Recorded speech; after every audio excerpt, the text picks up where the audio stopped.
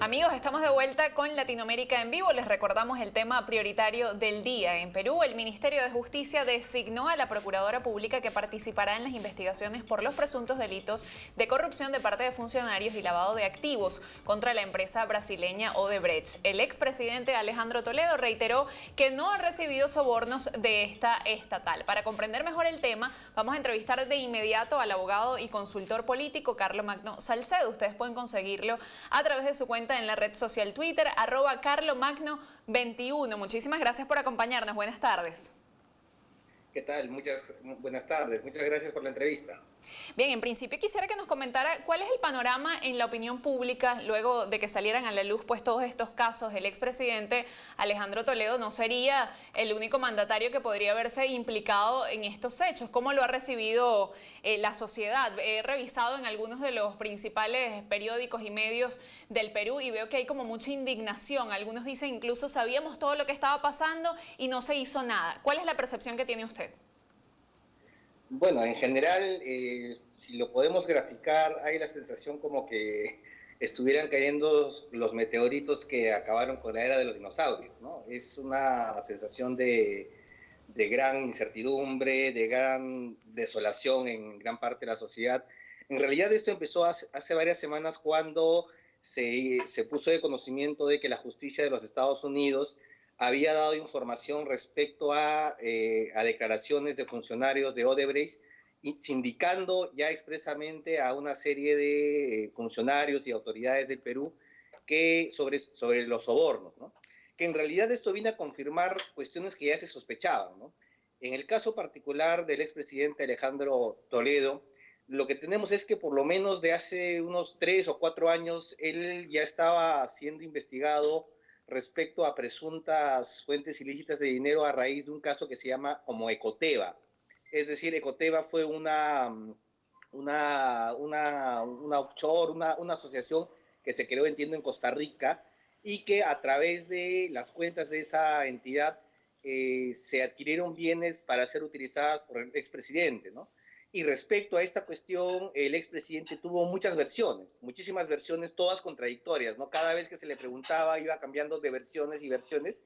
Y lo que ha ocurrido ahora es que ya se tiene la declaración de funcionarios de Odebrecht que a partir de estas declaraciones se ha podido, digamos, armar todo el rompecabezas, ¿no? Y ciertamente, justamente, una de las cuestiones que se había identificado hacía tiempo es que hubo unos 20 millones de dólares que supuestamente el empresario Joseph Maiman, que es amigo del expresidente, había donado a Ecoteva. Y Ecoteva había adquirido bienes para ser utilizadas por el expresidente, ¿no? Y precisamente lo que se ha descubierto es que Odebrecht ha reconocido de que le habría dado 20 millones de dólares al expresidente a través de precisamente Joseph Maiman. Entonces, digamos, como que todas las piezas del rompecabezas han cuadrado, ¿no? Y yo creo que en el Perú prácticamente para nadie ya le queda ninguna duda de que efectivamente el expresidente esté involucrado en sobornos. Pero ¿cree usted, profesor, que la decepción que se siente en el pueblo peruano es únicamente por la figura del expresidente Toledo o tiene que ver también con el funcionamiento de las instituciones en el país? Con estos casos de corrupción suele ponerse a prueba qué tan fuertes y qué tan sólidas son las instituciones en el Perú. ¿Hay un desencanto y un desagrado hacia la actuación del expresidente Toledo o hacia cómo funcionan las instituciones en Perú? Yo creo que en realidad es más generalizado, ¿no? En el Perú la sensación es que el expresidente Toledo viene a ser el primer pez gordo que estaría cayendo, pero por ejemplo muchos están esperando y dicen, ¿y cuándo cae el expresidente Alan García? De quien, respecto de quien la percepción ciudadana en el Perú es mucho más, es más contundente aún respecto a que él estaría involucrado en casos en corrupción. Entonces la pregunta es, bueno, ¿y cuándo cae él, no? Es más, inclusive hay la sensación de que eventualmente esto podría afectar al expresidente Ollanta Humala e inclusive al actual presidente Pedro Pablo Kuczynski, ¿no? Dado cuenta que el presidente fue durante el gobierno de Alejandro Toledo su ministro de Economía y su presidente del Consejo de Ministros. Entonces hay la sensación de que en realidad la clase política en general ha estado muy involucrada en temas fraudulentos o de corrupción. Y lo otro que llama la atención es que en realidad hay la sensación de que si no hubiera sido porque es la justicia brasileña y la justicia de los Estados Unidos la que ha conseguido la información y ha evidenciado estos hechos, seguramente no se hubiesen, la justicia peruana no estaría actuando ahora, ¿no? Porque en realidad la justicia peruana está investigando hace años y nunca ha llegado a nada. Es recién a partir de los insumos que vienen desde fuera que empieza todo a marchar en cuanto a la persecución del delito, ¿no? ¿Y están preparadas ahora las instituciones y la justicia peruana para responder ante este escenario?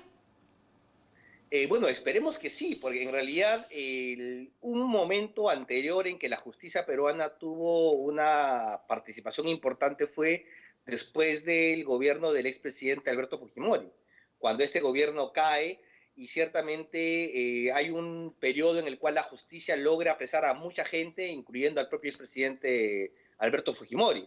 Entonces, en ese momento, digamos, la justicia no se casó con nadie y mucha gente acabó en prisión y condenada, ¿no? Se espera que ahora también ocurra algo similar, ¿no? Pero en este caso, nuevamente, el sinsabor es que ha tenido que ocurrir información de fuera, ¿no? Para que esto pueda ocurrir, porque si no, seguramente hasta ahorita la impunidad es lo que estaría cambiando, ¿no? ¿Cómo cree usted, profesor, que va a ser a futuro la consecuencia que tenga esto en la visión política y la madurez política de la sociedad peruana? Lo digo porque al final terminan habiendo como fracturas en cuanto a cómo los ciudadanos ven la política. Si tienen una lista de 10 expresidentes y todos han estado involucrados en casos de corrupción, ¿qué le puede quedar entonces a la ciudadanía de cómo ven a sus representantes? Dirán, pues no hay manera de que la política se desligue de la corrupción. Habrá un escenario allí entonces de antipolítica, de desconfianza perenne en las instituciones. ¿Cómo cree usted que esto va a afectar el futuro?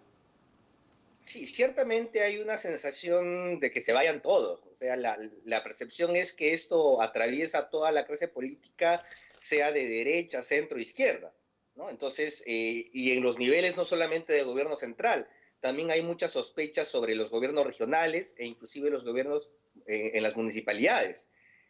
O sea, y esto atraviesa a toda la clase política en general.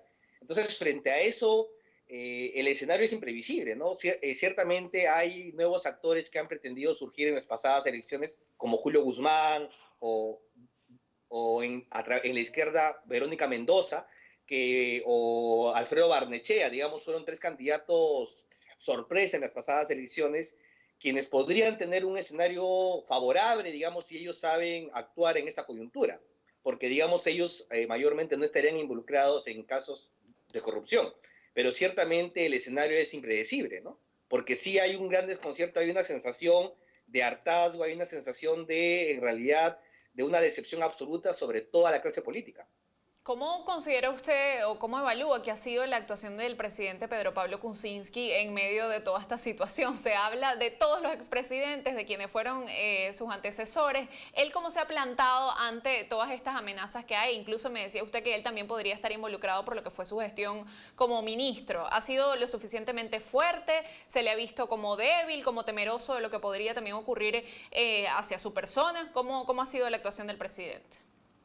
Bueno, temeroso no se lo ha visto, sin embargo, hay una frase que no gustó mucho cuando en algún momento él dijo que había que voltear la página, ¿no? O sea, voltear la página significa un poco como decir, bueno, no dejemos que estas cosas nos perturben y eso así interpretado mal, ¿no? Porque más bien la sensación es, aquí no hay que voltear ninguna página, lo que hay que ir es hasta el fondo, ¿no? Claro que su gobierno ha emitido los pronunciamientos y comunicados que corresponden de que la justicia tiene que actuar, que el Ministerio Público, que el Poder Judicial tienen que ir hasta las últimas consecuencias, ¿no? Pero en realidad el problema que atraviesa el gobierno del presidente PPK es que en realidad es muy débil, ¿no? Que está enfrentando otras situaciones con una oposición del fujimorismo muy grande, muy fuerte, sin controlar el Parlamento. Entonces esto viene a sumarse un poco, ¿no? A él no se le ve muy preocupado, digamos, sobre que le vaya a afectar en términos más personales, pero digamos, por otro lado tampoco es que le corresponda, porque a quien le corresponde actuar es a la justicia, ¿no? Ahorita son las instituciones de justicia, la Procuraduría, el Ministerio Público, el Poder Judicial, las que están sometidos a prueba. Profesor, tengo entendido que el expresidente Alejandro Toledo podría asumir su defensa desde el exterior, donde él se encuentra, que no tendría necesariamente que regresar al Perú, pero que esto se podría asumir pues como que él está declarándose o es una asunción de culpabilidad. ¿Qué es lo que se tiene previsto para las próximas semanas en cuanto al caso particular del expresidente Toledo? No, en realidad él tendría que volver al país y seguramente lo que va a ocurrir en cualquier momento es se va a dictar orden de captura internacional contra él. Y lo mejor para él, si efectivamente él no tiene responsabilidades, lo mejor para él sería que él vuelva, ¿no? Sería lamentable que tenga que venir al país porque es apresado en el extranjero, ¿no? Entonces, y un poco más bien el temor que hay es que él se vaya a fugar, ¿no? Y que no vaya a dar la cara. Bueno, No, y ciertamente ha habido un incidente porque él estaba siendo representado por un estudio de abogados de Javier Vallerriestra, que precisamente hace unos días, el día viernes me parece, ha anunciado públicamente que ya no va a continuar con la defensa del expresidente. y en este sentido, de si de alguna manera trata de evadir a la justicia peruana, esto también sería un mensaje que se está enviando, ¿no? O sea, si el que no la debe no la teme, como dice el dicho popular. El problema es que la credibilidad del expresidente Alejandro Toledo está por los suelos, ¿no? En este caso, desde que empezó el tema de Coteva, en realidad, como yo le manifesté, la cantidad de versiones que él dio sobre el origen del dinero por el cual se adquirieron varios bienes inmuebles en Lima, una oficina en una zona exclusiva, una gran mansión, siempre fue muy contradictoria. Entonces, digamos, la gente no le cree a él. Y cuando él dice que no tiene nada que ver y más bien uno contrasta contra las evidencias, la sensación es de que sí tendría un grado de responsabilidad. Y por eso, o sea, si él tiene la razón, él tendría que someterse a la justicia y venir al país.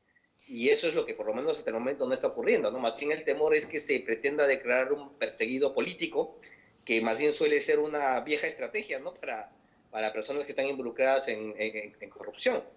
Profesor, creo que en otros tiempos, en otros años, nos parecería increíble imaginarnos a un presidente o a un expresidente que se encuentre detenido por casos de corrupción. Si bien porque no hay mucha credibilidad en cuanto al sistema de justicia en toda la región, en Latinoamérica, en estos momentos, luego de lo que hemos visto, sobre todo en Brasil, también en Guatemala, ya uno comienza a hacerse la idea de que sí es posible. Podríamos ver en Perú a 3 expresidentes detenidos por casos de corrupción. ¿Usted lo ve como posible en el futuro cercano? Yo creo que eso es lo que está demandando gran parte de la sociedad, porque gran parte de la sociedad asume que no solamente el expresidente Alberto Fujimori ha tenido que ver con casos de corrupción, gran parte de la sociedad asume que él está purgando debidamente sus penas, sino que ya la mayoría yo creo que está convencido que esto involucra al expresidente Alejandro Toledo, pero especialmente al expresidente Alan García. El problema es que mucha gente no cree que Alan García finalmente vaya a terminar en prisión porque existe la leyenda urbana, ¿no? De que él siempre sabe escapar de estas situaciones, ¿no? Ciertamente él en el gobierno del 85 al 90 estuvo involucrado en casos muy sonados sobre corrupción, precisamente con grandes obras, con el tren eléctrico, etcétera, pero que finalmente él escapó de la justicia, estuvo mucho tiempo en el exterior, en Colombia, en Francia, y solamente volvió al país cuando sus delitos prescribieron. Entonces él es conocido como un experto en prescripciones, es decir, en esperar el tiempo en que ya el delito no es perseguible y volver. Y también hay la percepción de que él tiene un gran manejo sobre el sistema de justicia, que tiene operadores en el Ministerio Público, en el Poder Judicial. Entonces, en resumen, la gente está convencida de que si Alejandro Toledo está metido en casos de corrupción, con muchas más evidencias y razones, estaría el expresidente Alan García. Más bien ahí la gente dice, no creemos que finalmente él vaya a acabar en prisión o condenado porque es un experto en fugas, ¿no? Bueno, y Es un experto en evadir la justicia. estaremos todos, profesor, a la expectativa, por supuesto que una vez más se pone a prueba la institucionalidad, no únicamente en el Perú, sino en toda Latinoamérica. Vamos a hacerle seguimiento a este caso, por supuesto que sí, y muchísimas gracias por habernos acompañado. Muchísimas gracias a ustedes por la confianza. Bien, era el abogado y consultor político Carlomagno Salcedo. Les recordamos que ustedes pueden conseguirlo a través de su cuenta en la red social Twitter, Carlomagno21. Muchísimas gracias de nuevo por habernos acompañado y ayudarnos a ampliar el panorama político en Perú. En la próxima parte vamos a estar revisando las noticias que son indispensables para los latinoamericanos. Los esperamos.